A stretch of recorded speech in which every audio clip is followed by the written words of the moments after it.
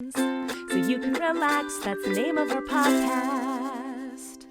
Hello, everyone, and welcome to Relax. You might notice I am missing my co-host, Erik Stocklin, who is my husband, and instead, stepping in for him today, we have my brother, Christopher Ballinger. Hello. Hello, Christopher. Thanks for stepping in today. Of course, it's wonderful to be here. I'm so happy to have you.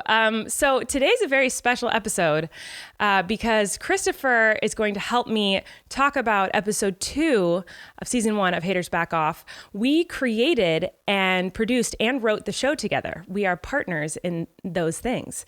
And normally, Erik obviously is here. This is the first time we're missing Erik, but he is working on set all week. He literally has no time to sit down and record these podcasts unless it's the middle of the night.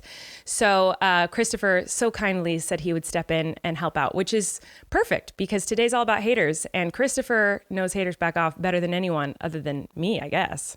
Yeah, well, I'm excited about it. I actually haven't seen this episode for at least a few years. It's been a long time. Did you watch it before talking to me right now? No. Oh, should I have? You're going to get genuine reactions. That's incredible. Okay, well, that's exciting. So here's the deal. First, before we do anything else, we need to talk about who needs to relax today. So Christopher, who do you or what do you feel needs to relax today or this week or just in life? I'm going to say avocados. Oh, that's shocking. You're from California. I love avocados. I love to eat those avocados. Same. But they do need to relax because they are never ripe when you buy them. That's true. And then you only have like 30 minutes That's true. to eat the avocado before it gets all gross. And I had a really bad avocado yesterday. Oh, and I'm sorry. It ruined my burrito. You know, avocados have been very difficult ever since the pandemic because we obviously, we order all our groceries. We don't go to the grocery store. We are very privileged in that sense that we're able to do that. But we do that to try to stay as safe as possible. And we're able to. And so anyway, the avocado, whenever I order avocados, they're either a rock, like you said, or they're literally black inside. Like you open it and it's dust. Or you try and pick it up and it just feels like a leather ball that's deflated or something. Like yes, it's just, that's the worst.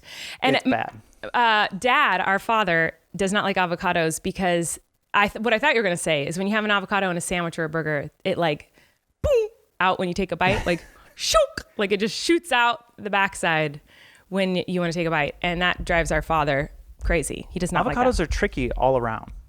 Yes, I agree And with Jessica is pregnant right now. My wife Jessica is pregnant, and she really wants avocado toast lately. And I don't know if it's a pregnancy-related thing, but when she's pregnant and she asks for a certain type of food, I get that food.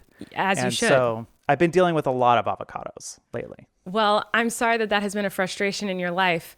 For me, you actually feel like you're going to relate to this one. I would have said this regardless if I was talking to you today or not. But my thing that needs to relax today is knock off Legos. Also regular Lego because which by the way, I recently found out it's Lego, not Legos. Yeah, they don't like you to pluralize. There's no plural? Do you know why that is? No, I don't, but I'm very confused by this because I've always said Legos. So it's taking it out of being like a common noun. Because if you call everything Legos, then it becomes like anybody can use that brand name. It's like Kleenex wants you to call things facial tissues and not Kleenex.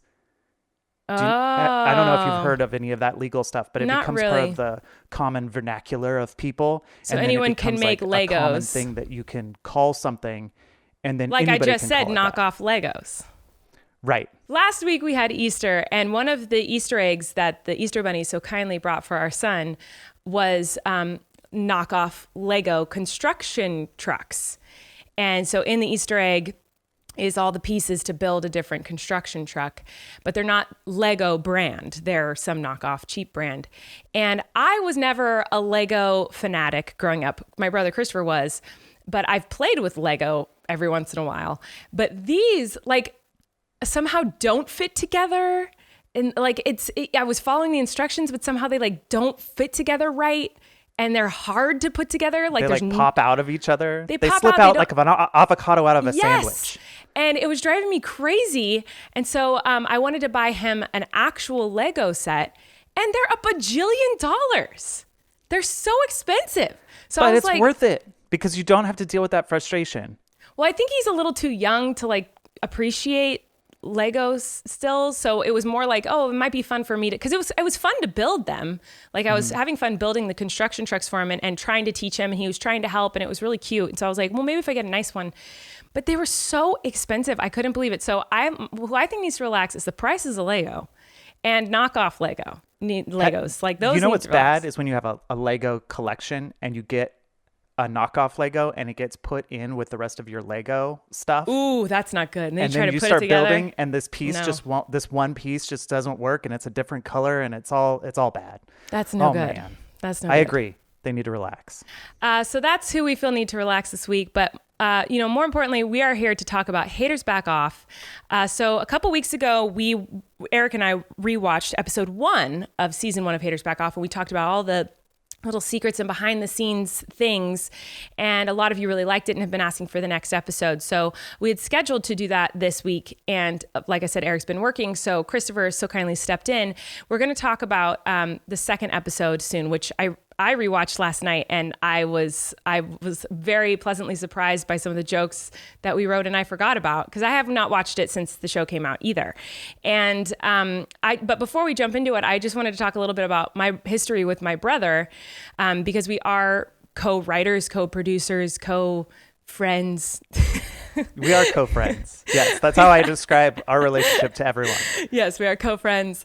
How do you know Colleen? Oh, we're co-friends. a lot of people ask like how we got started working together, like how this happened.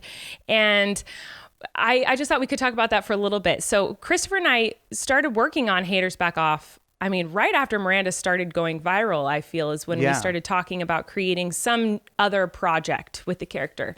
So originally, we wanted it to be a movie. And the characters that existed at that point were Miranda's mom and uncle and Patrick and Miranda, obviously. There was no sister character yet. But we wanted to do this movie, and we quickly realized there's too much story here to tell. And so, we have always kind of done projects together and written together. Back when we were really young, Christopher was a magician. Is still a magician. I used to go do magic birthday parties with Chris. So Christopher and I he would be a magician. One. And I think we did one together. I feel like I remember doing more, but maybe not. Well, I do remember one at a park, and I was wearing... that's the one I remember too. And I think it was my one and only time doing balloon animals because they requested it. And I never did it again. I don't like doing balloon animals. So it wasn't because I was a bad assistant. It was No. Well, I remember we had some shtick with top hats. Like I had a top hat that fit into a top hat, and I took my top hat off, and then you took the second top hat. Like there was some joke that we were doing. That's all I remember is balloon animals and top hats. I don't remember that, but I do remember you silk screened a shirt with a top hat on it for me to wear. Like you made a shirt with a top hat on it that I was supposed to wear as your assistant.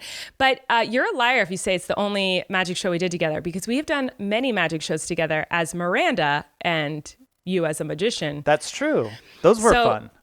I'd do those again. Yeah, me too. So Christopher has been a part of my career since it began. And my very first trip to New York City, the very first time I ever performed as Miranda, Christopher was with me. So this is a picture of Christopher and I, my very first time in New York City performing as Miranda. And this is right after I went on stage for the first time as Miranda. And then I went back, I changed into normal clothes and came out and continued to enjoy Cast Party, which was the place I first performed. And Christopher came and experienced that whirlwind of a trip with me for the first time. And then, he helped me write live shows, and we wrote a book together, and we wrote, like I said, the TV show Haters Back Off. We started pitching it to people, and we got other writers connected, we got producers connected, and then eventually Netflix jumped on board and was a part of it as well, obviously, because that's where it ended up. But Christopher and I have always been really good at being partners.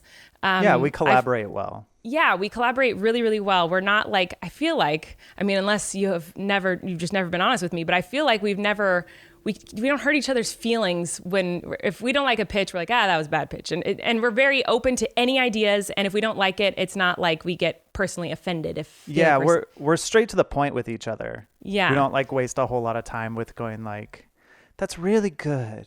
But not really what I feel. No, we'll be like, I don't think that works. And the other one will be like, okay. And we'll move on. But typically we're very, we'll try to make anything work that the other person thinks, because I think my brother is like the funniest and most genius writer in the world. And I love working with him, and I hope we work on many more projects in the future, which is the plan. So basically, episode 2 of season 1, Miranda's been getting lots of hate comments, and she's decided to quit the internet and quit doing YouTube. And so obviously this is a big issue. Uncle Jim is very upset about this. We get a flashback of what Uncle Jim's background is, of color guard and all of this. Was this the color guard episode? Yes, it's the color guard episode. I forgot what episode it was. I was like, what was episode 2? I love this episode. And then Miranda decides, instead of being a YouTube star, she's going to go be in the church choir and find true love. And so she goes to try to be a part of the church choir. In an unfortunate series of events, her mother is going to a singles night because there's a boy that she wants to date, a man she wants to date, and Miranda shows up at this singles night. And the man that her mother is interested in just so happens to be this man who has kicked Miranda out of a choir she wanted to be in. And it's the biggest betrayal Miranda could imagine. It's this big drama, and it's very, well, it's not drama. I mean, it's comedy. Hopefully, some people think it's comedy, but it's a really fun episode full of church choir and color guard, ribbon dancing, and lots of fun stuff. So we're excited to watch it with you guys.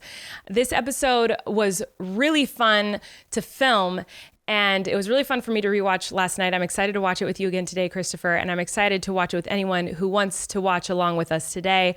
So cue up your Netflix to episode 2 of season 1. And as we go through, we'll probably pause every once in a while. I will try to remember my hardest to tell you when to pause. Last time we did this, I failed at that pretty miserably. But we'll mostly probably just like kind of talk through the whole episode. And then we'll answer some of your questions. But we're excited to get started. But before we do, I think I should say thank you to our first sponsor of the day. So without further ado, let's do that. All right, our first wonderful sponsor of the day is, of course, Function of Beauty, one of my faves. You guys, think about this. Mango, rose, pear, eucalyptus. Which of these wonderful scents is your favorite? These are just some of the amazing scents available with Function of Beauty's customized shampoo and conditioner. Function of Beauty is the world leader in fully customized hair care. They create your unique formula based on a short but very thorough quiz to give your hair everything it needs to look and feel its best. It's amazing. You just take this quick little quiz, and they make, like a scientist, makes a formula specifically for your hair. It's actually incredible. I am obsessed. Every product is sulfate and paraben free, vegan, cruelty free, and there are over 60,000 real 5-star customer reviews.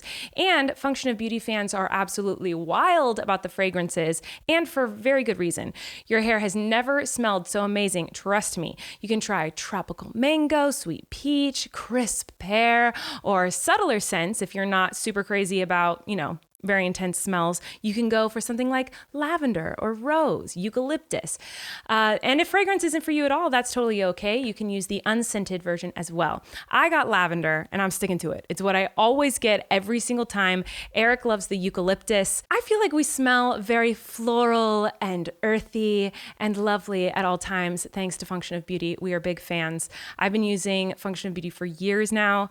It's done wonders for my hair, and also your hair changes, so you can change up your order according to how your hair has changed. If you want to change it to, focus more on hair growth or, dry scalp or whatever issues you're dealing with, you can change up your order according to that, which is pretty awesome. So turn your beauty routine into an aromatherapy session, a tropical getaway, even if you want to. Go to functionofbeauty.com/relax to take your quiz and save 20% off on your first order. That applies to their full range of customized hair, skin, and body products. That's functionofbeauty.com/relax. functionofbeauty.com/relax to let them know you heard about it here on our podcast and to get 20% off your order. functionofbeauty.com/relax. Alrighty, guys, it is time to watch episode 2. This episode is called Preaching to the Choir. So please watch along. We're going to go ahead and push play, and we're going to start chatting about it all. Let's do it. Push play. Do you push play, Christopher? I've pressed play. So the episode starts with Miranda very upset. In the closet. In the closet because she has received lots of hate comments on her first YouTube video. So I wanted to bring up that this was something, filming these YouTube videos was super hectic always. Do you remember this, Chris? Yeah. Tiffer? I feel like it was always so hectic filming these because we wanted to use a real camcorder. We didn't use, a lot of times in TV, they'll use the actual cameras they film the TV show with, and then they'll just try to make it look worse in post. But we were like, no, we want to film it on awful cameras. So we used this awful camera. But it looks so good. But this is a great example of me not understanding how the film industry works, the TV industry works, because I was like, I'll just film it myself and I can send it to you. And they're like, no, we have to use the whole crew. Everyone has to be there. So something that would have taken me 5 minutes, I was like, this will be easy. It'll take me 5 minutes. They were like, no, we have to schedule hours to film this. But anyway, we started every episode with one of those YouTube videos, and they were always very hectic to film, and they're always at the end of the day. Was the cart, the cart, was that in episode 1? Using the cart in that way? Pushing the cart around? Time? I felt like when we were writing this script, we were like, he's going to cart it into the other room. And they're like, what do you mean? It's on a cart? And we're like, yeah. And we're like, oh, okay, we got to write that in the first episode. Like we had to like go back and... Because it's in the living room when he pulls it up to the dinner table and she pushes the computer off the dinner table. That's right. Yeah. I remember, but we had to go back and like describe that in scene 1. Yes. Yeah. So... I love the scene with Jim and Miranda as he explains his background in ribbon dancing in color guard. Now this, I love this because we didn't change his look at all. So he's remembering back to when he was in high school. And the only thing we changed is like, he had a little bit of like a mullety feathered hair look, which our hairdresser on set was very excited about and talked about for so long. Do you remember how obsessed he was with it? It was amazing. Oh, he was obsessed with this whole episode. The fact that we got to kind of go back in time and like tease out everybody's hair and yeah. So he had the hair team loved this episode, but I love that we did not change his look at all. Like Steve Little, who plays Uncle Jim, is just Steve Little. Like we're like, he's in high school. We won't change anything. He's just gonna still look like the 40-something-year-old man that he is. Just everything about like the guy with the boombox. I know. Just all of this is the camera work is so funny. You know what I love about this? So as Uncle Jim is doing his ribbon dancing, the song that is playing is like an inside joke from the writer's room. So there's an aerobics, like a jazzercise aerobics YouTube video that I was obsessed with, that we were obsessed with, that we would just like, I don't know why we were watching that. Was it because that was the vibe we wanted for the scene? Because it was like the old school YouTube viral video. Like, so we were like we were kind of giving examples of what we would watch back then. Yeah. And the song in it we loved, and we were so obsessed with it, and we'd all watch this video in the writer's room and laugh. And so when we were trying to pick a song for him to dance to in this episode, we were like, what if we use that weird song from that jazzercise dance video? And we ended up getting it. By the way, all the fireworks that happen here are CGI. The only thing that's practical in the moment, well, that fire was real, is what he's holding in his hands is actual fireworks, but everything that shoots out, shooting out of it were not. And they had little CGI. charges in the bleachers that went off. Yeah, that's true. So another thing, I'm going to pause it for all of you really fast. So I'm pausing it. Oh gosh, I wish I could tell you time code, but the time is backwards. It says 28:39, which means that's how much is left of the episode. But I'm pausing where there's chaos. Uncle Jim is making the fireworks go off and everyone's running around him and it's chaos. So this actually, we had to rewrite this whole concept because originally we did want Uncle Jim to be in the color guard. That was part of the plan, kind of always. But originally it was that we wanted him to be really great at doing all the color guard rifle work, like where you spin rifles around and all of that. And that was our original plan. And luckily it didn't work out because the ribbon dancing is so much better. But we sent in the first script to Netflix and they were like, you want guns? Like, because the idea was that the guns would go off in the middle of his performance and guns would start shooting in the sky.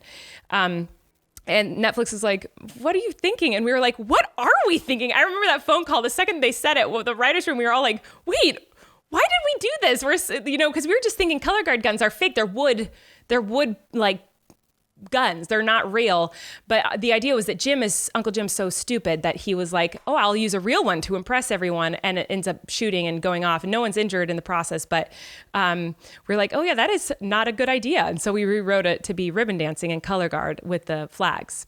The writer's room was such a free flow of every bad idea that could possibly happen. And then hopefully picking out the ones that were good at the end.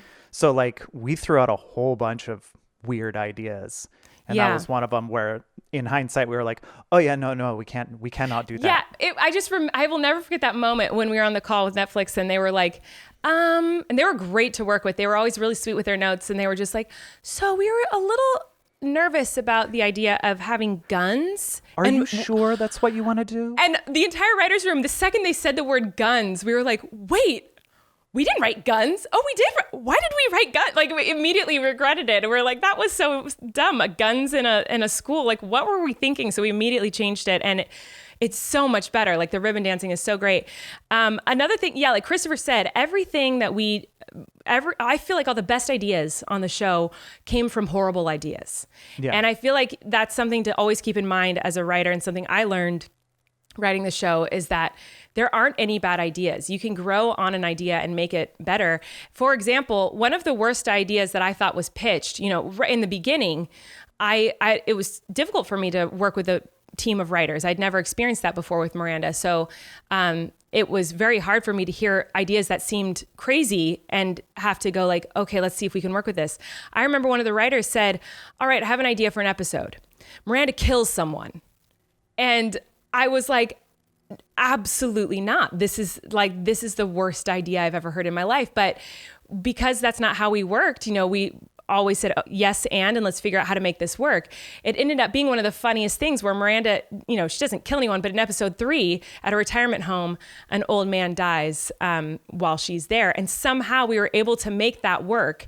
And it's a good example of how our writer's room worked, where we didn't really shut down many ideas. It was every idea and pitch was welcome, even if it sounded impossible. Like the idea of someone pitching Miranda kills someone, to me, I thought that's impossible. That will never happen. That doesn't work. I'm not doing that. But the more we massaged it and worked on it, we ended up with a really hilarious episode, which is episode 3. And you also had to be okay with your idea that you thought was so good going away. Yeah. And because in the end, what you ended up with was something that was better. And kind of being okay with the change that happens from day one to shooting in the writer's room was I don't know, it was a really fun process. I missed it. It was fun. Yeah, me too. Another thing before we push play again is where this storyline of Jim, I saw a lot of people asking about Jim's storyline here and why we did this. And the inspiration for this was because Uncle Jim and Miranda have a really special friendship. And obviously it can be misconstrued because of the innuendos that we've placed in the show. But to us, it is the most innocent, pure friendship. They just love each other so much. It is the deepest, family friendship that you can imagine. And sometimes they say things that could be misconstrued, but genuinely, they just love each other and they're best friends. And Uncle Jim is Miranda's biggest cheerleader. And the reason for that is because he sees a bit of himself in her. And so when we were writing his story, we were like, well, what is his background? Why does he love her so much? Why is he so passionate about her succeeding? And this is what we came up with, that he had a passion for performing and he had a talent for something that he was so good at and he loved so much, and he gave up on it. And he doesn't want Miranda to do that because he sees talent in her. And so that's where this comes from. It's to motivate him and why he believes in her so much.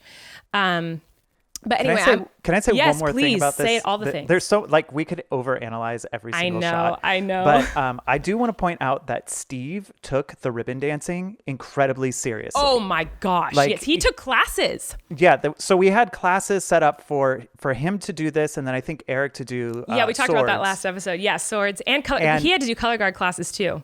And so he went to a dance studio and like learned how to use the ribbon. And I remember going to one of the rehearsals and just watching Steve and how much passion he put into it.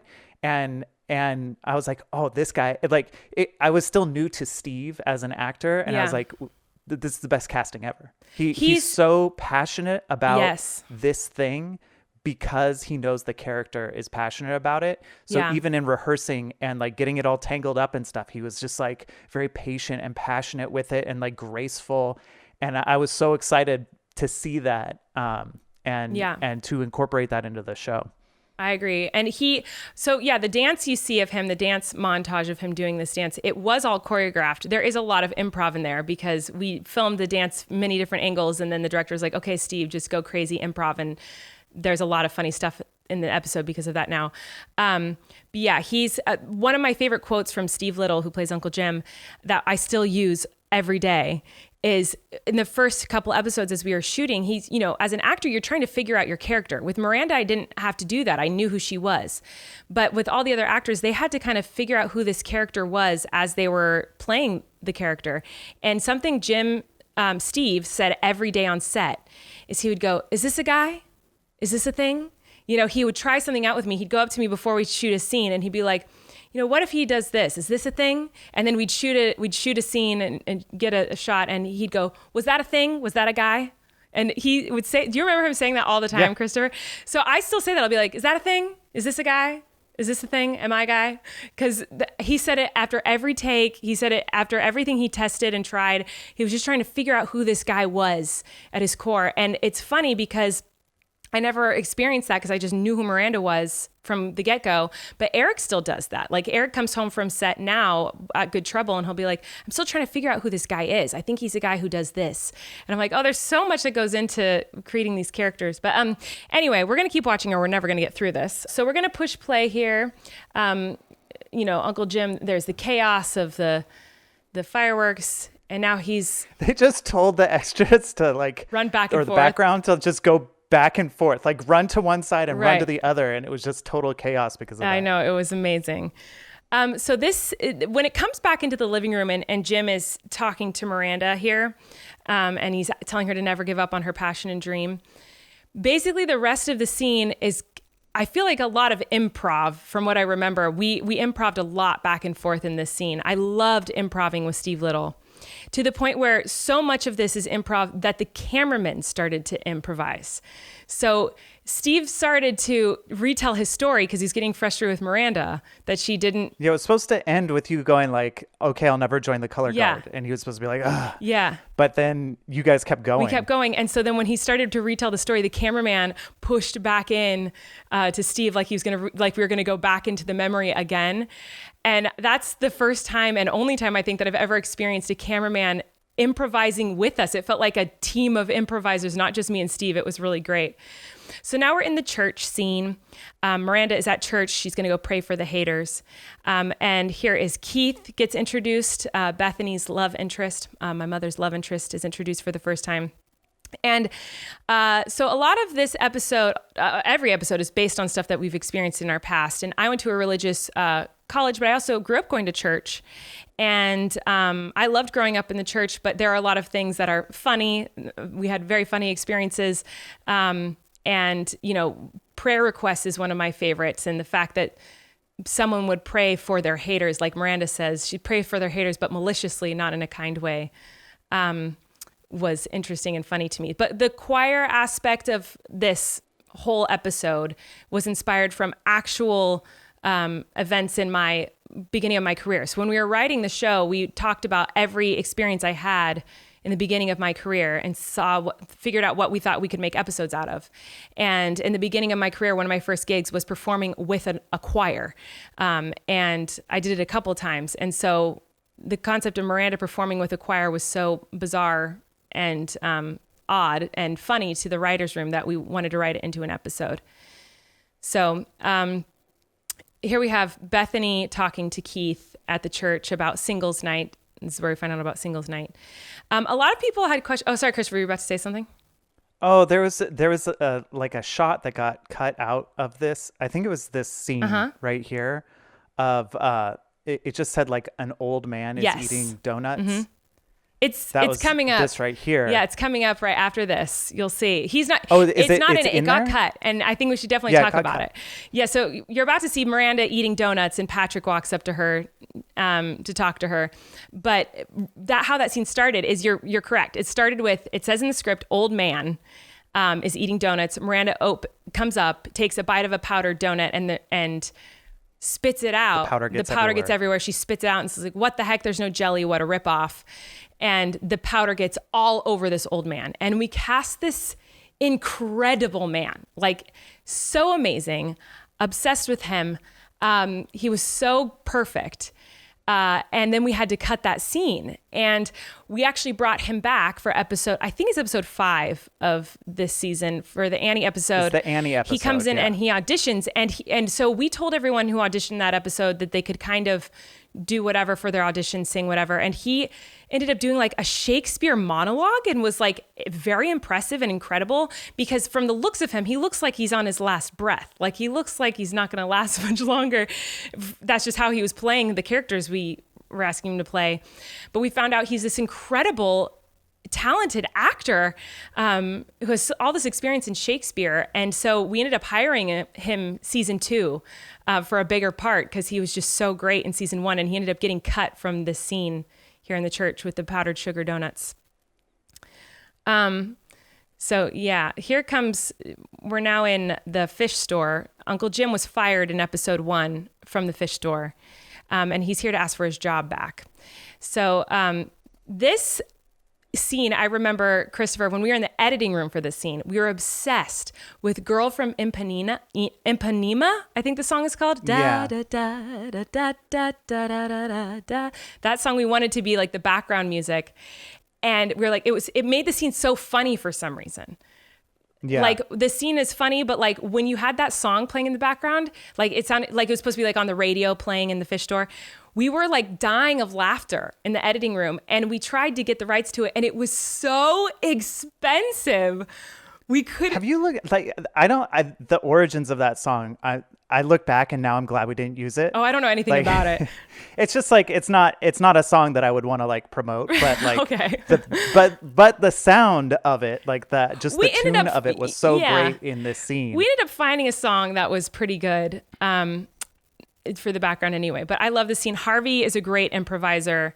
The guy who the manager of the fish store, he's like putting tape on his fingernails for no reason, which we didn't tell him to do that. He was just like sitting there doing it. But Steve and him improving was really funny, and he calls him Harvey in this. In the script, Harvey's character doesn't have a name, but Steve needs to have everyone has to have a name because he likes to talk to you in the scene and improvise. Now, the scene that we're going into now is Miranda and Bethany just got home from church, and they're talking to Emily, Miranda's sister. And this scene is my favorite scene in this episode because they're talking about church. I love there's one line that we gave Miranda here that I think is so funny. It's church, Emily. It's not about being in the spotlight. It's about getting on God's good side so he'll do stuff for you later. I think it's the funniest line because it's how so many people look at that.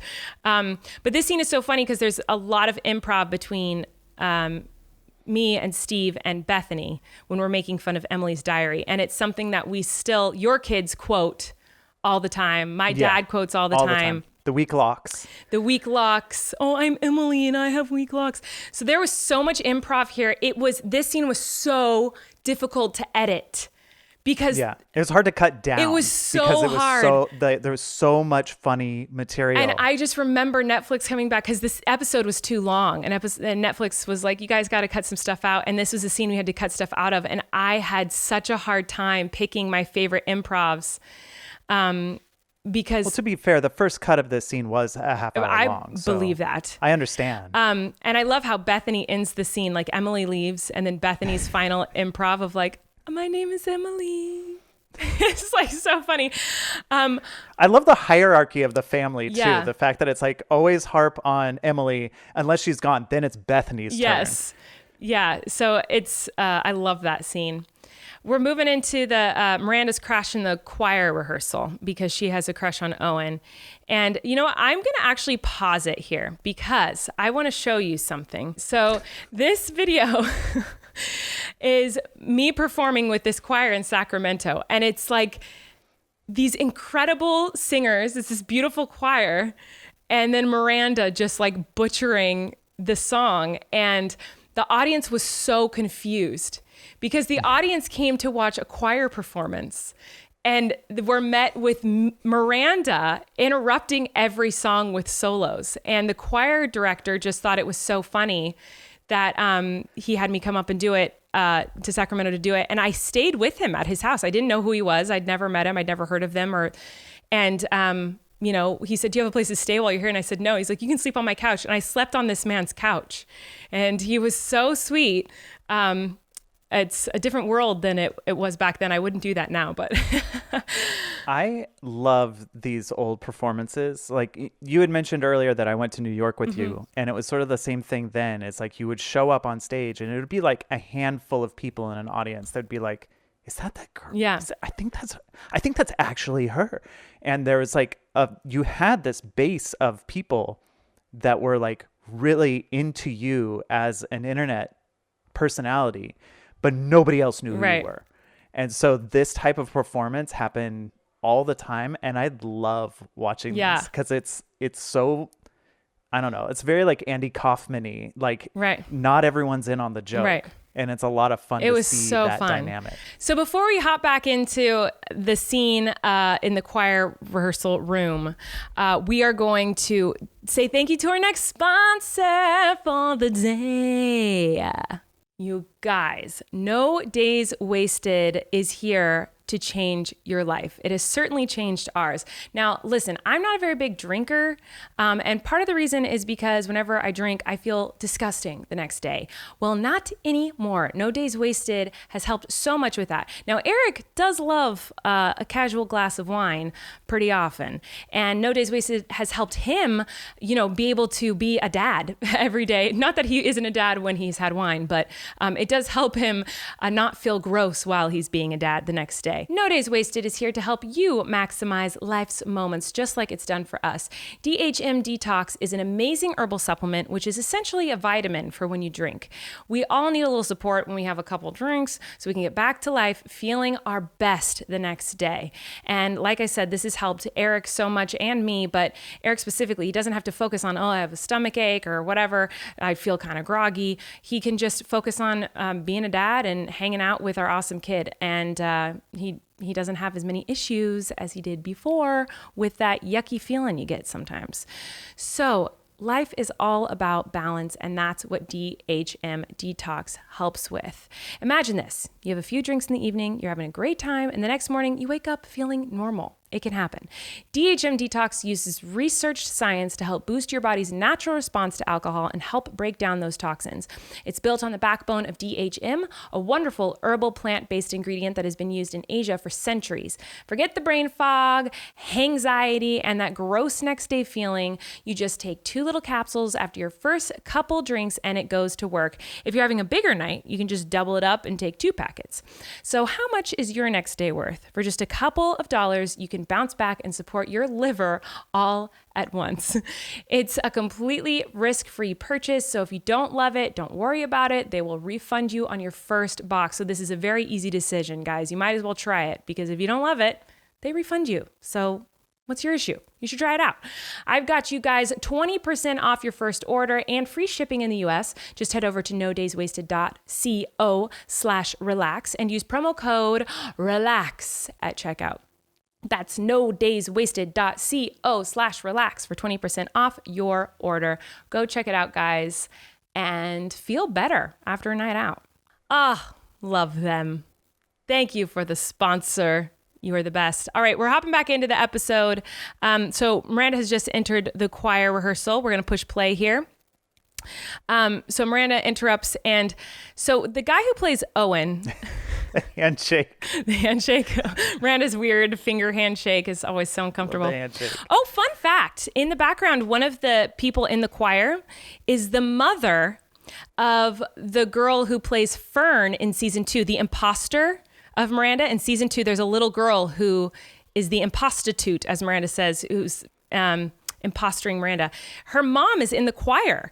And when we hired Fern in season 2, the girl who played Fern in season 2, her mom shows up to set and I was like, she looks so familiar. And she's like, I was in the choir episode. I was in the choir. And I just think that's so crazy.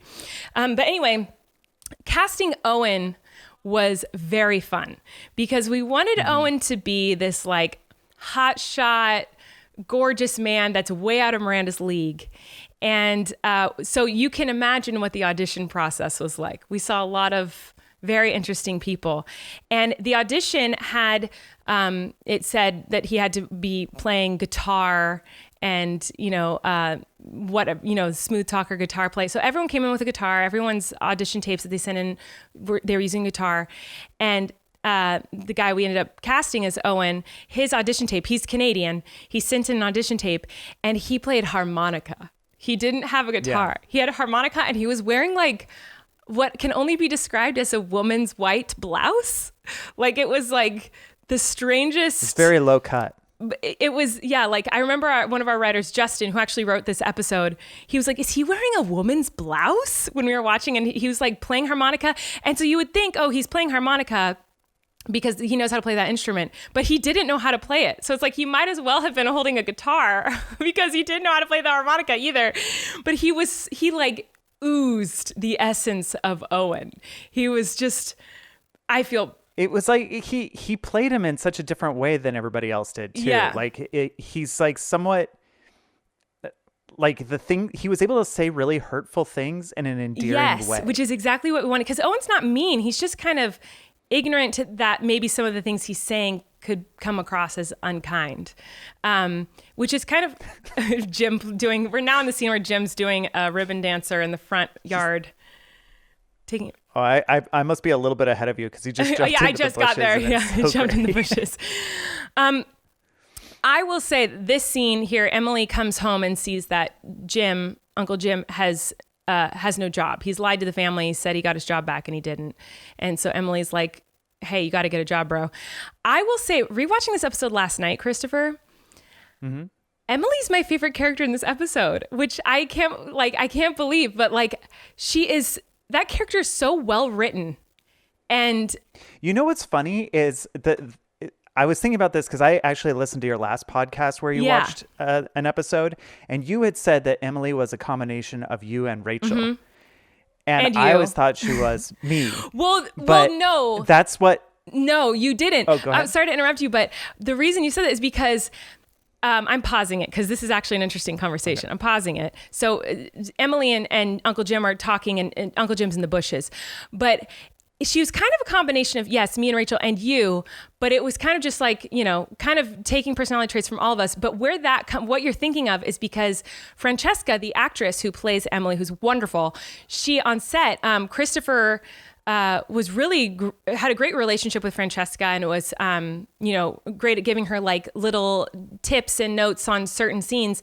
And I think she took that as like, I think she said to you once, this character's based on you. Yes. Yeah. And I didn't correct her. That's where this is coming from because because she was using it and I was like, working. Okay, that's great. That's fantastic. I'm not going to like tell you that you're wrong, but I do think that character is supposed to be everyone. Yes. Like, and so when you said that it was like based off of you and Rachel, and I went, well, I thought I had a lot to do with that character too, in terms of like inspiration for it. It's because that character is supposed to be sort of the I want to say typical eyes on Miranda. Yeah. And the typical relationship that a person would have with Miranda. And what I meant when I said it was based on me and Rachel is just the concept of just like your normal everyday girl. Like she's not super prissy. She's not super tomboy. She's just like a girl. Like if you saw me on the street, you'd be like, there's an average brunette girl. Like not the prettiest girl in the world, not the ugliest girl in the world, not just like a girl, just like she could blend in with the crowd type of girl. And I feel like that's how I've always felt my whole life. But yeah, in talking with Francesca, I think she had she really felt it. A George Costanza, Larry David moment where she was like, wait a second. Now I see what's going on here. And I was like, well, it's kind of, it's everybody. Like I was really weak in defending that. But yeah, I let her believe it. And she used it. She used it really well, I thought. She did. And I honestly, last night when I was rewatching this episode, the lines I laughed out loud at were hers. Like she's so well written, and the way this episode plays out, like her performances just look so great. And I was very surprised because every time I've watched this prior to now, which was in the editing room 4 years ago, whatever it was, Steve's lines were the ones that made me laugh out loud. Uncle Jim and Angela and, and so obviously, even Patrick, of course, like Patrick's look from behind your shoulder at Owen was like so funny, so golden. So the fact that when I rewatched it, I was like, Emily's like my favorite character, like in this episode. It's so funny how years later that shifted. But anyway, we're going to keep watching now. So where I'm pushing play right now, and Jim's talking to Emily in the bushes here. And now we're getting back into the choir scene. And Miranda's annoying everyone with her talents. By the way, when you're filming scenes like this where people are singing and there's music, you can't have music. So everyone was lip syncing and faking singing. And the ADR, where later we record the sound and put it in to their voices, it's me. I mean, we had other people doing the ADR, but a lot of it is me trying to match. I was in the booth. So a lot of the voices you hear in there are actually mine. This prayer request section, I was very much inspired from my college experience and people having very interesting prayer requests. And this improv is maybe my favorite improv in the whole episode. And it was from myself, which I hate to say, like, I don't want to sound braggy, but Dylan, the guy who plays Owen, was so sweet, such a wonderful guy. But he was so funny to me because he had this line, like, I don't want people to just pay attention to my looks. There's also something wonderful in here. And he's supposed to place his hand on his heart, but he placed his hand on his stomach. And so I was like, what is he doing in the moment? I remember thinking, like, why did he put his hand on his stomach? Does he not get that the line he's supposed to be putting it on his heart? And so I said, your stomach. And he didn't laugh. Like, he kept going with it, which was great. And no one laughed. Like, we all just went with it. But the fact that we never corrected it, we were never like, put your hand on your heart. We just went with it and it ended up in the episode. I really, really love that. So now Miranda's getting kicked out of the choir, essentially is what is happening. She's decided she's going to make it her new passion to find true love. And she's decided Owen is going to be her true love. And she's going to join the church choir. But because she's so obnoxious, she's going to get kicked out of the choir. And this scene here with Keith, the pastor at the church, he's kicking her out. And I love the concept of it happening in this kid's preschool playroom, the Sunday school room.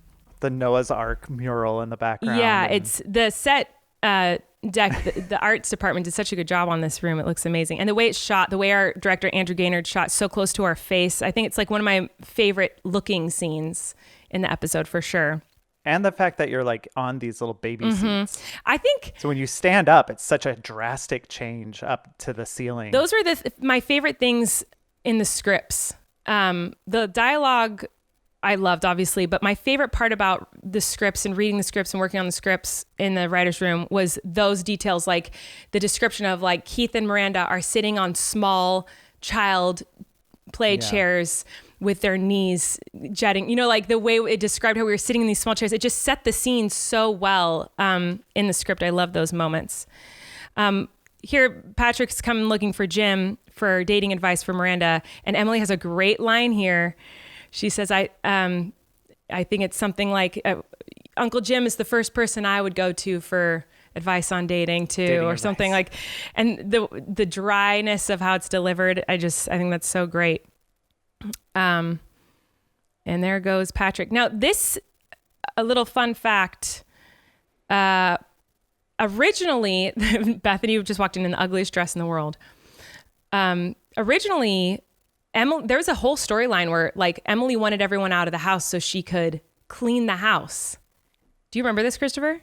Yeah. The house is cleaner actually in these shots than it usually is. It gets worse as the season goes on and into the next season. But in this episode, originally, Emily had this whole storyline where she wanted everyone out of the house and she was excited. Miranda was going to be at the church and her mom was going to be at the church and Patrick was going to go. She was encouraging Patrick to go to the church to chase Miranda. And she wanted Jim to get a job so he'd be out of the house. She's trying to get everyone out of the house so that she could just make the house clean and have peace and quiet. And that ended up all getting cut.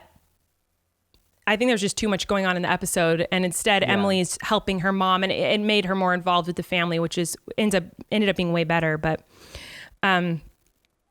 this is another moment where there are a lot of good improvs when Bethany, Miranda's mom, is trying to come up with funny things to say. There was a really inappropriate line here that got cut because we had to change the show a little bit for the kids app. And I don't remember what it was now, but there are some lines that were cut here that were a little bit more inappropriate. Angela kind of gave me some insight on her character. It was during this, I think it was this one. She thought her character was starting to veer like a little too much like Angela from The Office in terms of like rigid, conservative. So she talked to me about it a little bit. And I was like, oh, you're absolutely right. And we ended up kind of massaging it a little bit and changing it. Yeah.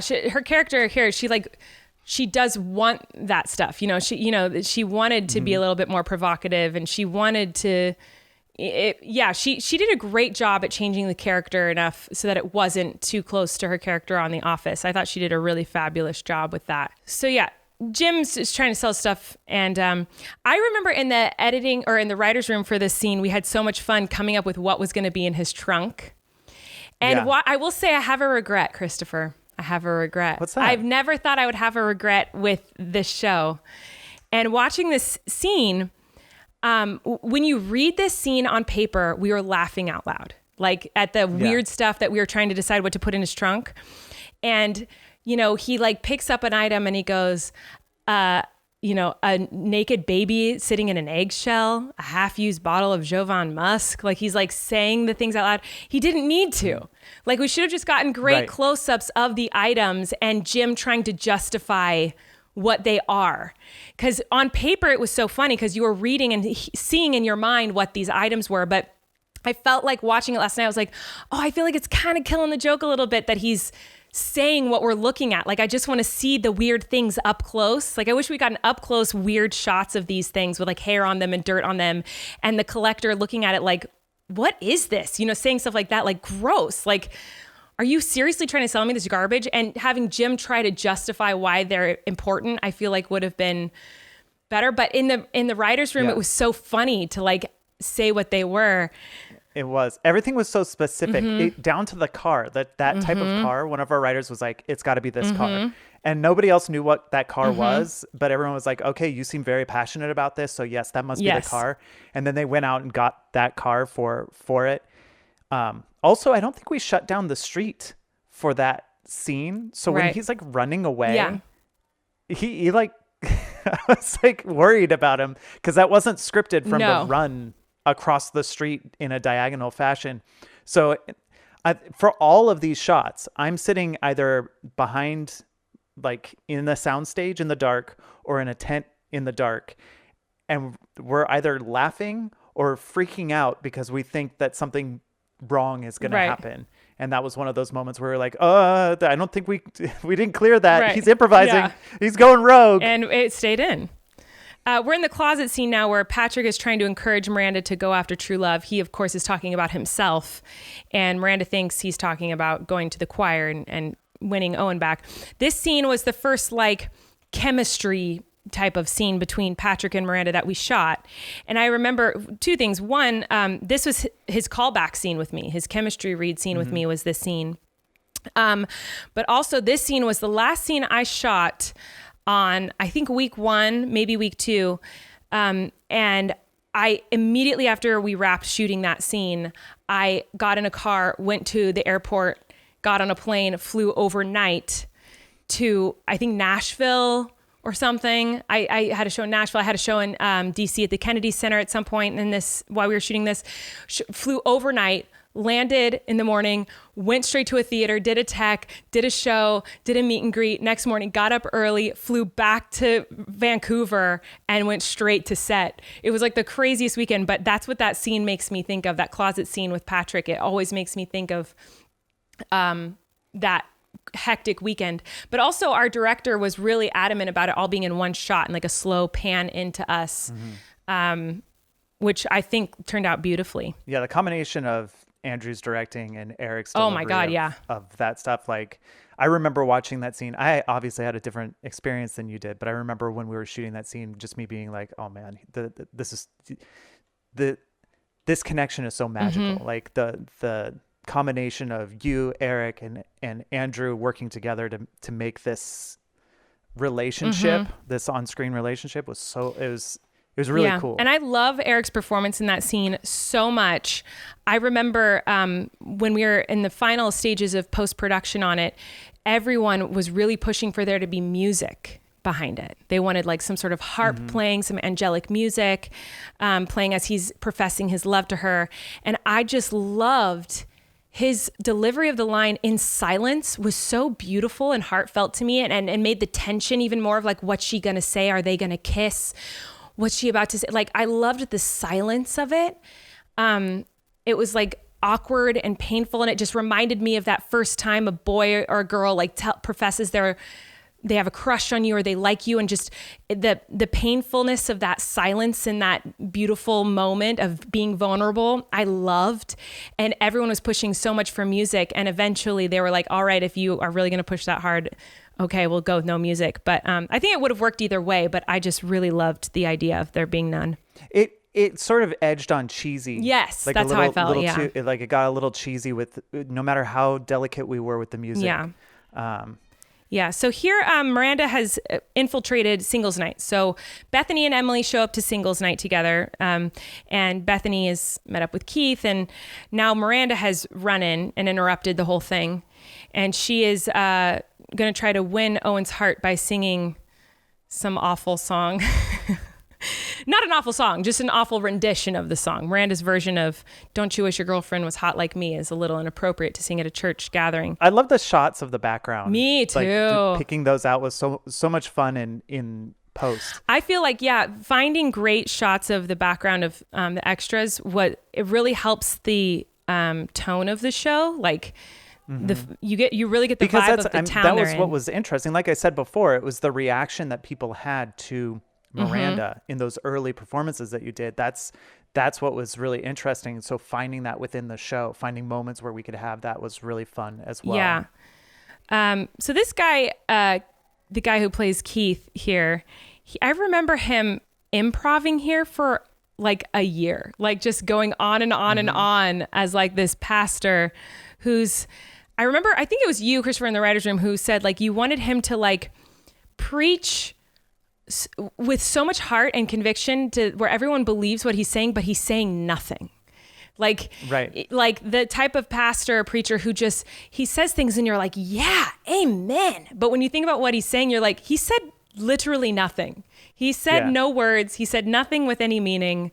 And that's kind of the vibe we wanted Keith to have. Like, and he did a very good job at that. I'm going to pause it for a second. Where are you on the episode, Christopher? I'm where Owen and Miranda are about to go outside. Oh, he's just closed the door. Yeah, that's about where I'm at. So everyone pause right where Owen is kind of kicking Miranda out. And this is a perfect example of what you were talking about earlier, where he did such a great job at like, he's being mean, but like you don't feel like he's being mean. Like he's kicking her outside, but he's like so sweet about it that you're like, did he do that on purpose or was that an accident? Like you can't really tell, which is the vibe we wanted for him. He was so sweet. And I just remembered a story I wanted to tell earlier about his blouse, which I love that he's kind of wearing a white blouse in this scene. It's a button up, but it reminds me of his blouse. So I remember when, we were doing scenes together later in the season, in between takes, the actors kind of chat and hang out, and he was the nicest guy. And he was telling me that he did this retreat. he was like, I did this retreat last year. It was so awesome. And it was I think he said he was somewhere in Asia. And he's like, we're in the mountains and there's just like a group of us. And there was no talking allowed. And we all just kind of followed everything. This like one guy said he was so awesome. And we all wore the same like white shirt. And I was like, is this the white shirt that you wore in your audition? He's like, yeah, I did wear that for my audition. I was like, okay. And he's like, yeah, we were all wearing that like matching white shirt. We all wore matching clothes. And we just stayed there. And he started explaining it. And I go, Dylan, I think you were in a cult. And he goes, oh, yeah, I think it was a cult. I was like, what? But he would always say stuff like that where I was like, what are you talking about? There's another time where we were sitting there and we were in the middle of a conversation and he just stopped talking. And I was like, are you okay? And he's like, yeah, I just became really aware that I have a tongue. And I was like, what? He's like, do you ever just get really aware of your tongue in your mouth? And I was like, no, I can't say that I have. He's like, whoa, it's wild. He was like the sweetest guy. He was really funny. But he was the reason that that put Mel on my radar, the old man from that scene, because they were in the scenes together. I didn't talk to Mel at all. But I did talk to the actor who played Owen, and he came up to me and was like, do you know who that guy is? And he started telling me all about his like Shakespeare background and stuff. And I was like, no, I had no idea. And then that's part of why we were kind of like, hey, maybe we call that guy back in and have him play in the Annie thing. And yeah, he was so great. Yeah, so he's the reason for that casting decision. That's amazing.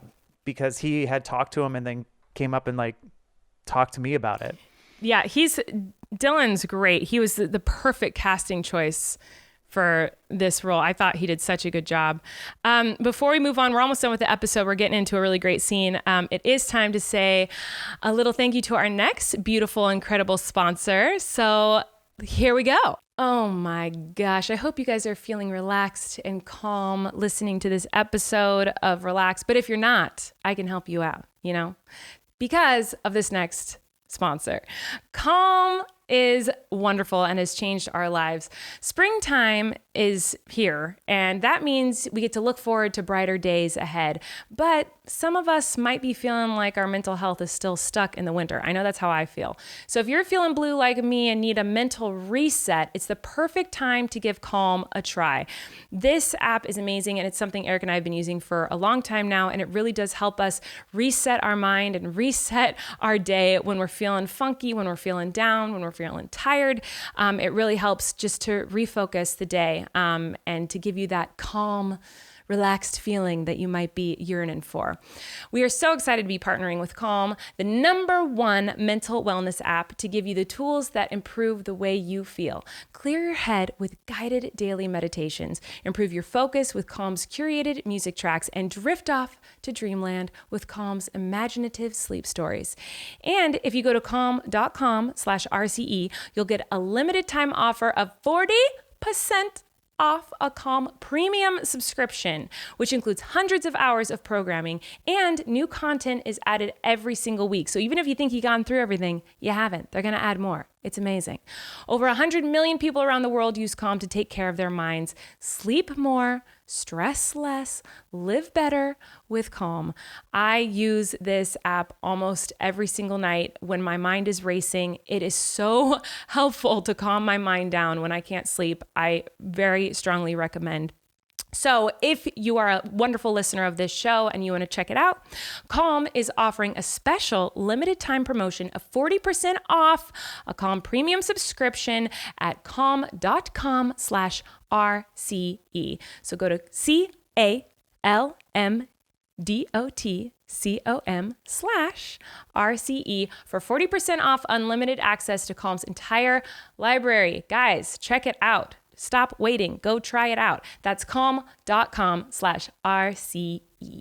All right, let's keep going, guys. We're almost to the end of the episode. We're pushing play as Owen has just shoved Miranda out the door. And I remember this scene being a nightmare in post-production because somehow we did not catch this while we were shooting it, but as the camera pans in on Miranda looking through the door, we could see in the reflection the cameraman. And it was such a pain in the butt to edit out in post-production. And I remember it being very expensive and them telling me that it was very expensive. They're like, this is so much money. I was like, well, we don't have a choice. Like we can't see the cameraman in the shot. I don't know how we didn't catch that on the day, but you know. I think it was the end of the day and we were very rushed at this location. I remember it felt like every day was like this, but this day in particular, I remember being in the tent and us being like, okay, let's just get the shot. We got to get this shot. Oh, we didn't we need to do it again for this reason, but it was very quick paced at this point because it was the end of the day. And by the end of the day, I actually mean the beginning of the next morning. I know, we went home at the sunrise usually.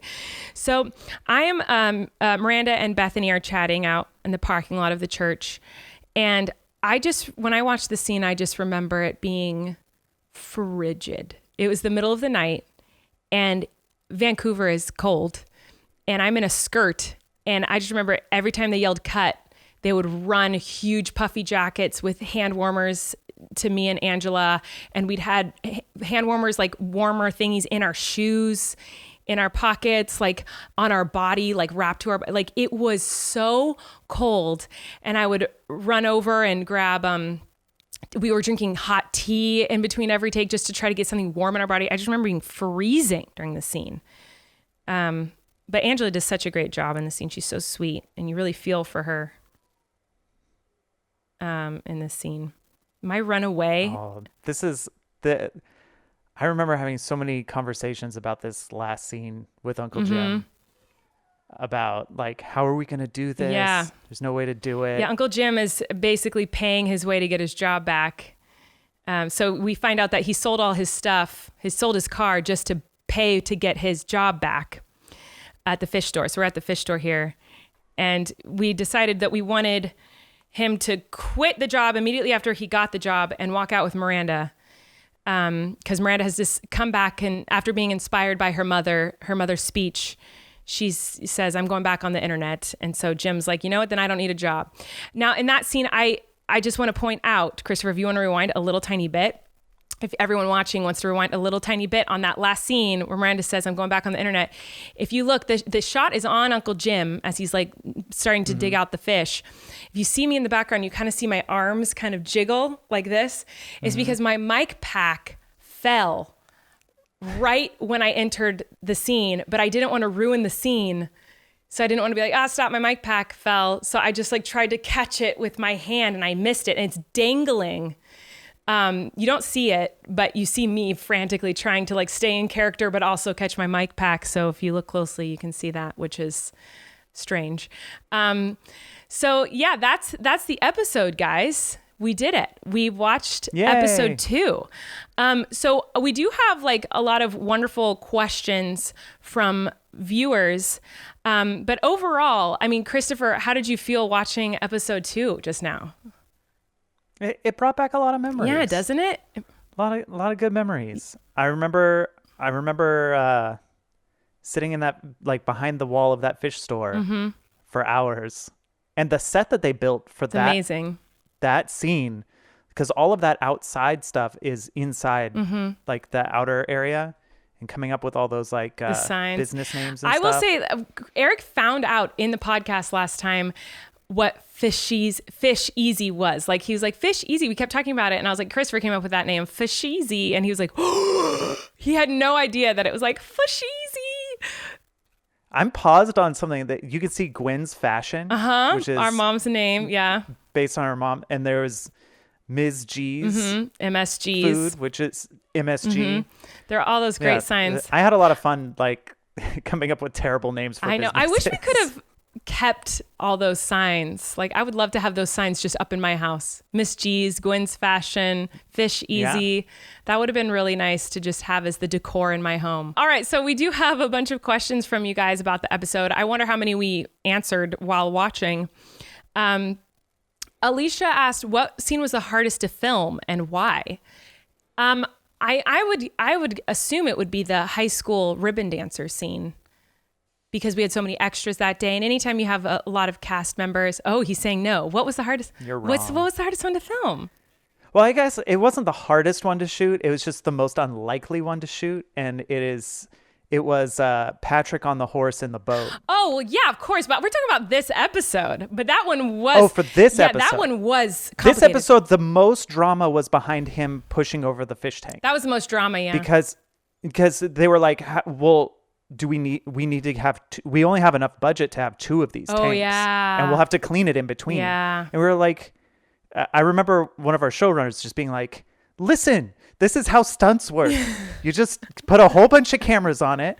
One of them's going to work and you push over the thing. We drove a car through a wall on my other show. Just do the thing. You only get one take. It's fine. Let's just do it. But they were so concerned about having the ability to reshoot it. Yeah. And we only shot it once. Mm-hmm.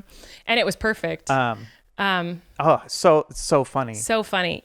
I love that. I'm trying to think. What a great way to end a scene. Yeah, I love that. And also the music that ends the episode is like my favorite. And it dun dun dun dun dun dun dun dun dun dun dun dun dun dun dun. It sounds like a Honey, I Shrunk the Kids type of soundtrack or something. Like it's so intense and so I love that song from this season of music. But I'm trying to think if there are other scenes that were harder. I know that the ribbon dancer scene with all the extras, it was just a hard day because we're at a school that was a working school. There were students at that school while we were shooting it. And we had all those extras. And I remember there was no air conditioning in there. It was very hot, or the air conditioning was too loud. So it was like a bajillion degrees in there. We had fireworks. And this happened a couple of times, but I remember I worked side by side with Andrew, the director, a lot. Like the first thing that would happen in the day is I would go get a breakfast burrito, sit down with him and talk over the shots and stuff. Like every day, that's what we did. And it was so educational for me. I loved it. But I remember that day in particular, him just throwing out 50% of the shots that he had planned because it was so hectic. There were so many people and he was just like, there's no way I'm going to get all of what I want. He had so much more. That was one of the few things where he actually hired a storyboard artist to storyboard out. Do you remember that? It was like, he had this whole it was like storyboard of how he wanted that. He was very passionate about that flashback. And I remember him just being so sad because half the shots that he had planned, we just didn't have time to do because of all the complications. Also, I'm just now remembering the scene at the beginning of his flashback where he's at the locker looking at his ribbon. We shot that, I think, on the last day of shooting the season because we didn't have that locker set yet. That locker set was the fish store, I think. That fish store was the locker room. It was the magic audition place.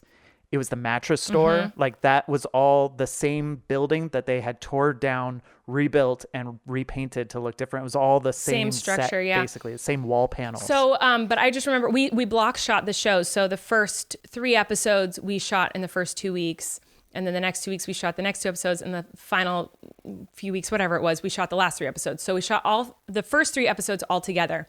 But that was the one scene that we shot on the last day. I think we shot that locker room scene, and we also shot the scene where Erik runs and finds his suit in the magic box in his bedroom. I think we shot that on the last day too. So there's a lot of scenes that were little shots like that where he's like just looking at his ribbon in the locker room, Erik looking at his suit. We had to reshoot Steve giving you that talk leading into the flashback. We had to reshoot that for some reason. I don't remember why. Oh. But we had to reshoot it like the same way, and his hair's a slightly different length. So if you go back and look at it, yes, his hair like grows out really quick and then gets short again. That's true. Yeah. I wonder why we had I don't to remember do that. why we had to reshoot it. I think there was some audio issue or something, and we were so upset because that's where that improv happened. And we ended up keeping the improv, but we had to reshoot it. So his hair changes. I forgot about that. That's so true. Yeah. So there was when you're shooting, you drop scenes throughout the day because it's a lot of work to shoot. We were doing like this might not make sense to anyone who doesn't know anything about the TV industry, but like 11, 12, sometimes 13 pages in a day, which is insane. Like that's too many. That's too many pages of a script to shoot in one day. So we never finished all the scenes we needed to shoot. So they'd all get pushed to the end. And so those little scenes were the ones that would get dropped. And so, Erik looking at his suit and the locker room scene were shot, I think, on the last day of shooting everything. I do want to I have a bunch of questions from you guys. There's one more sponsor we want to say thank you to. How could we forget them? They're incredible. So let's do it. Okay, guys, I'm so excited to talk to you about our next sponsor, which is Nextdoor. Between buying and selling lost and found pets and offering help to neighbors, there's a lot to keep up with in your neighborhood. To stay up to date, I'm telling you guys, you need to check out Nextdoor.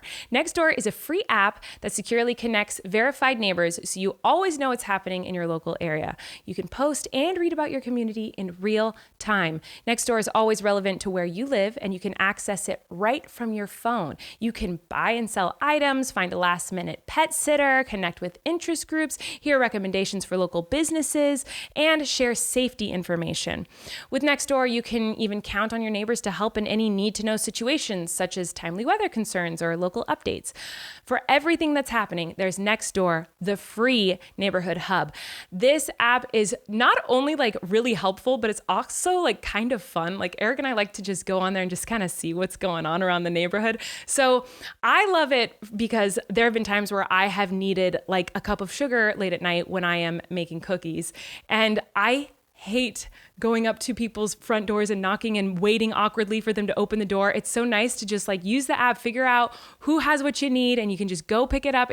Or they can bring it to me. It's amazing. Erik has found old pieces that he can refurbish. I think that's what it's called. Erik's not here to correct me on my idiocy, but he likes to like make old things look cool. So old furniture, pieces of wood looking chair things. I don't know. If Erik were here, he'd be laughing at me, but he loves finding stuff like that through the app. And also it's just great to figure out any safety concerns, anything we're worried about, we can check the app to make sure we're safe. It's just all around a really great app with a lot of wonderful features that we love to use. So go to nextdoor.com/relax to sign up and see what your neighbors are talking about. Be sure to use the link to sign up so they know you support our show. This really helps us out when you guys use our links. So make sure to do it if you're going to check it out. All right. That's nextdoor.com/relax to join your neighborhood today. Love them. They're the best. We have a few more questions we want to get to, guys. I hope this is entertaining or interesting to any of you listening. So Miriam said, was episode 2 based off your real life choir experience? And it was, like I've mentioned a few times while we were watching it. Christopher and I first, when we were first writing the show, wrote down all of my interesting experiences from the beginning of my career on Post-it notes. And we filled a wall with Post-it notes of all the interesting or strange stories and experiences that I had. And then we picked from that our favorites, things that we think are most compelling or could fit a storyline the best. And, then we would bring that to the writer's room, our favorites, and then we would kind of do that process all over again with them, and then storyboard it all out and see what fits where and what we want episodes to be based on. And Miranda singing with a choir was just kind of interesting to everyone, / my background in the church and the interesting and funny stories I have from those experiences. The fact that we brought a church into it, like I was a little worried about it. Mm-hmm. But I think what we tried to do was really we weren't making fun of church or religion. No. We were kind of poking fun at the way people misuse it or twist it in a weird way to serve their own purposes. Right. Even down to like the dating night or the singles night. Right. I went to events like that at church, and they would like twist a verse or like a parable or something that really meant something bigger, and they would kind of package it up to serve something silly that they were doing. Mm-hmm. And so, I hope nobody like saw that and went like, oh, they're making fun of church or God. No, because our goal was really like, it was very much like the human element of it. The self-serving element of it is what we found I don't know. Our goal, we talked about it Interesting. a lot in the writer's room. Yeah. Our goal was so that people who don't know anything about church or don't care about religion and it's not interesting to them, they would find it funny and entertaining. And people who do go to church and it's their life, and they would find it entertaining and funny too. We were trying to do it in a way that, like, because Miranda is a combination of everything that's ever annoyed me or bothered me, I've put into this character. She's an idiot. And so if someone does something stupid or ridiculous, I put it into the character. And so when I saw people, I was raised in the church, I went to a religious university. When I saw people preaching one thing, but then kind of being a hypocrite and doing the exact opposite, or using the word of God to for their own selfish motives and twisting the words, those were things that I was like, well, I'm going to put that into this idiot character.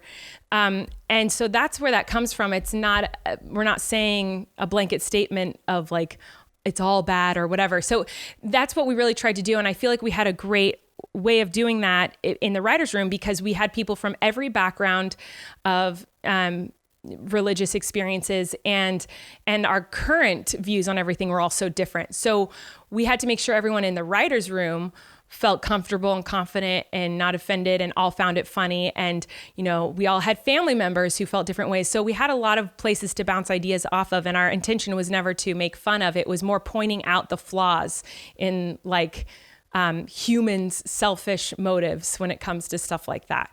And it was really fun to do. It was like a fun experience. Ari said, what was Keith like in real life? He was really nice. He was really, really nice. My favorite story about him is Angela. I think her trailer shared a wall. Her trailer shared a wall with me, but somehow she said in her trailer she always could hear him singing. He was always singing. He came into the audition just singing.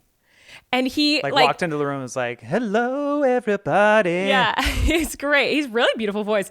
Yeah, better than that singing. voice that I just used. Like, up until we'd say action, he was like singing something, telling a story, talking on the phone. He was just like a big personality, really sweet, really funny.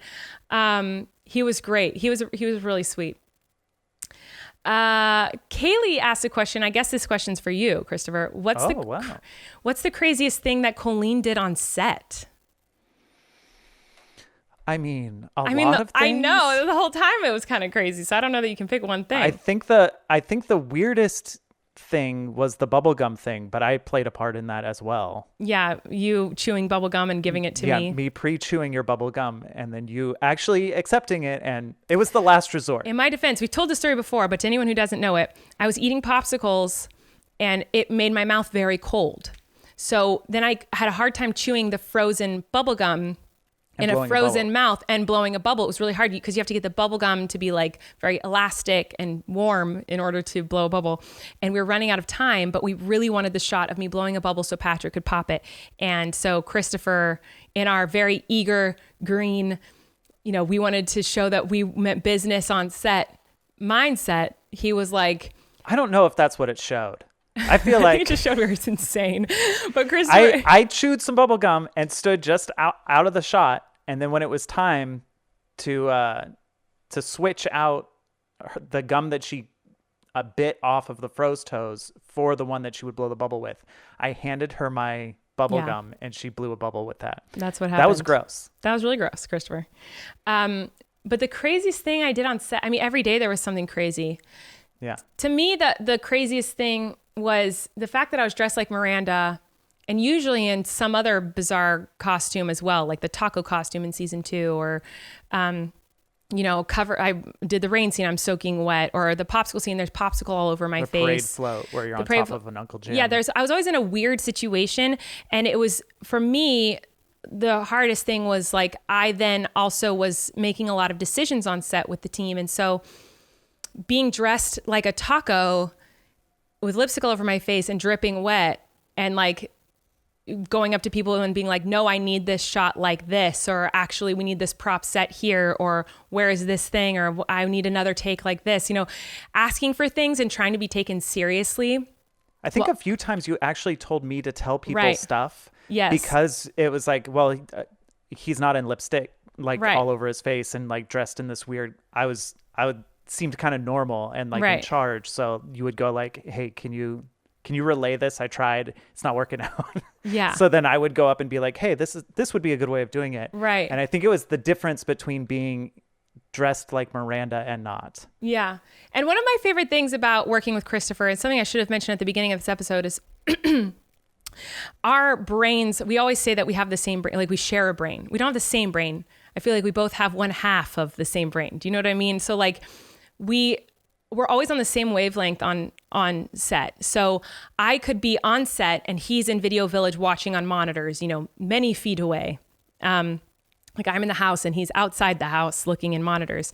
And I would need like props on the ground moved, something very specific and random. And I could look into the camera lens and knowing Christopher's watching the monitor and just kind of like give a look. And he would know exactly what I was thinking. He probably was already thinking it. And he'd be like, pause. There were times when you asked for something and I was already at the set door coming in to do the thing. Like there was where you'd look at the camera and be like, can we get someone to, he's doing it. Okay, never mind. Like that happened a couple times as well. Right. And that was fun. Like it was cool to be so in tune to be able to like do that because you were taking on a lot.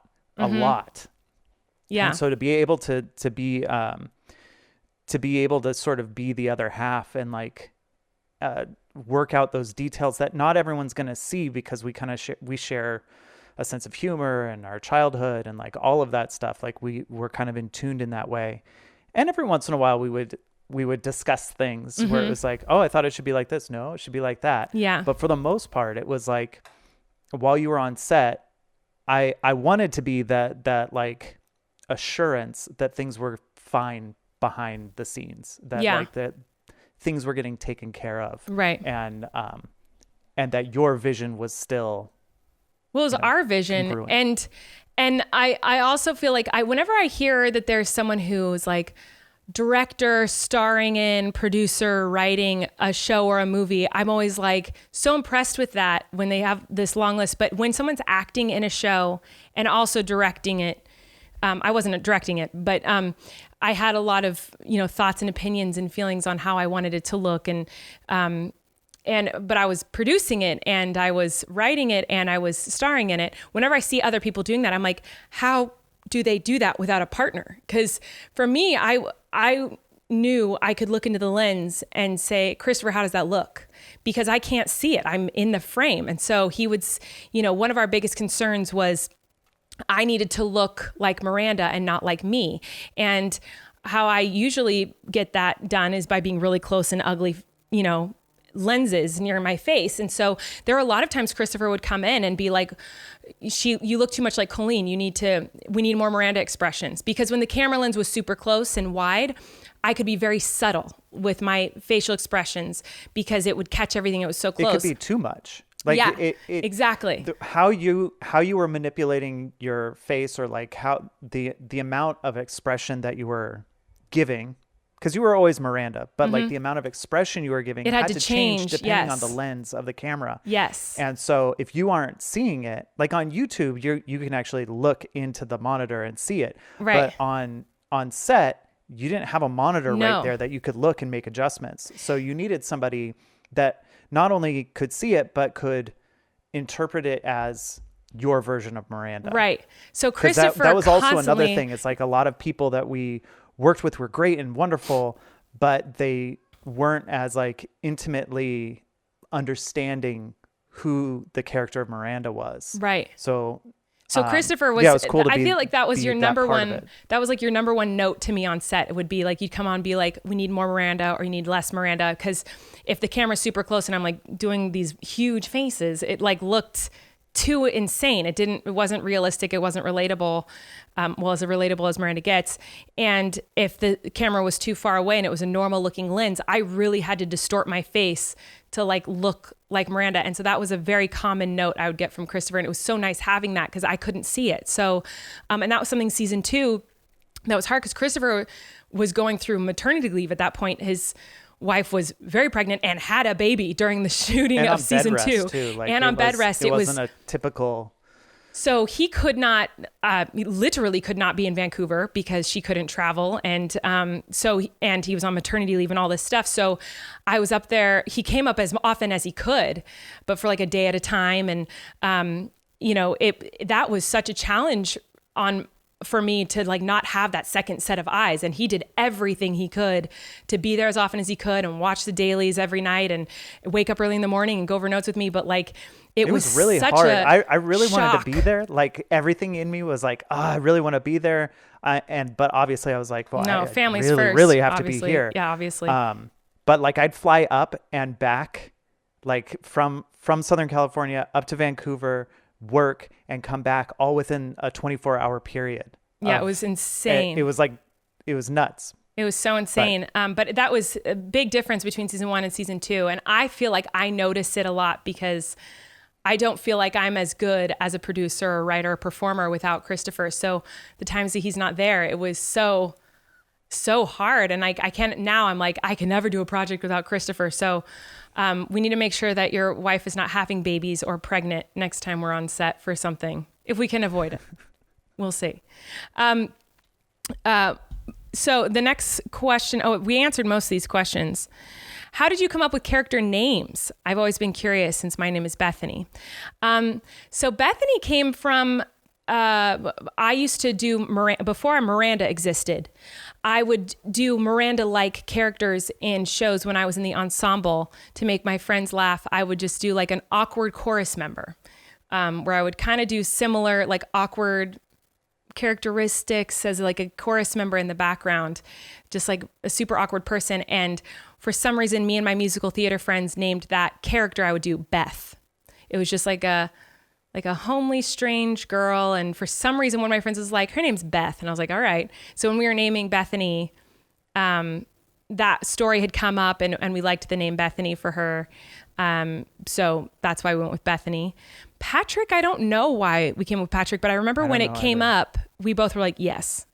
Like, I feel like that's kind of how most of the names happened. It was like, we would say a bunch of names and then be like, yeah, that's the one. That's the one. That fits that person. It was never like Jim we was know this person, so we'll. Uncle Jim was like kind of a tip in the hat to Jim Caruso, because he was the first guy to like help me with my career and all that stuff. And so when I was talking about him a lot in the writer's room, I think someone was like, well, what about Jim? And I was like, Jim actually works. And I knew we wanted his name to be like Mike, Tom, like a one word, like a one syllable, like plain dude name. And Jim worked. But Emily and Patrick and Owen and all those names, I feel like were names that were just like, oh, that makes sense. And it just kind of happened. But Bethany and Jim were the only two, I think, that have like a story behind them, as far as I know. Owen's last name is Trent, which is my mother's maiden name and our brother's name. It was Owen Trent. There were a few people that just got named on set, like Mel, I think. Did we end up calling him Mel? Yeah. I think we did in the script. And then also Harvey, like they just got called their names just because we didn't write a name in, and then they... Right. What are you the most proud of from episode 2? I don't know, just that it exists. The fact that it happened is pretty wild. And so I don't know that there's a moment that I'm most proud of. I think the whole thing is kind of crazy. Yeah, I'm going to have to agree with that. I feel like there are specific jokes that I remember us coming up with that they still land. And I'm like, oh, okay, that's pretty cool that it still lands. That timing works. That I don't know. I'm not personally proud of it, because when you write a joke or a funny line or something, it also like the music has to be right, the acting has to be right, the camera angle has to be right, and the editing has to be right. And if any one of those things is off, it's just not as good. Right. So like, even as like the writer of a joke, like you can't take full credit, I feel like, for it. Like you gave a funny base. So I don't know if I'm like proud of it in that way. I'm proud that like as a team we pulled off the funny. Yeah, I agree with that. And I'm just proud that the show happened. And I will say, Christopher, that I'm excited to write with you again because after watching, I don't watch the show, but after watching the show last night, it was midnight. I immediately went and I got an idea for a TV show and started writing for like hours last night. And I know you've been writing a lot lately too. So I'm excited to finally get together and write with you again because I think we're going to come up with some great stuff. But thank you so much for stepping in as my co-host today. Erik really appreciates it. I really appreciate it. I hope you guys enjoyed the episode. Tune in next week. We're doing a musical episode of Relax. And the week after that, we're doing a Meet the In-Laws episode. So make sure to tune in. Make sure to subscribe. Wait, are you singing? Is it that kind of musical or are you talking about musicals? Oh, just wait. Oh, man. You're going to have to wait and see. Maybe it's a little bit of everything. So yeah, make sure to tune into those episodes. Make sure to subscribe to us and rate us on all the podcast places kindly if you would like. And thanks again to Christopher for listening and being here and talking to me. And go deal with all your 1 million children. I will deal with my 1 children. And we're going to end the episode with a wonderful rendition of our theme song from one of you. Thanks for sending in your covers. We love them so much. Have a great day, everyone. Relax. Bye. You can relax. Colleen and Erik have a podcast. The world is scary and we're locked in our homes. But now they have big microphones. So you can relax. That's the name of the podcast. The name of the podcast. You can relax. Colleen and Erik have a podcast. The world is scary and we're locked in our home. But now we have big microphones. So you can relax. That's the name of our podcast.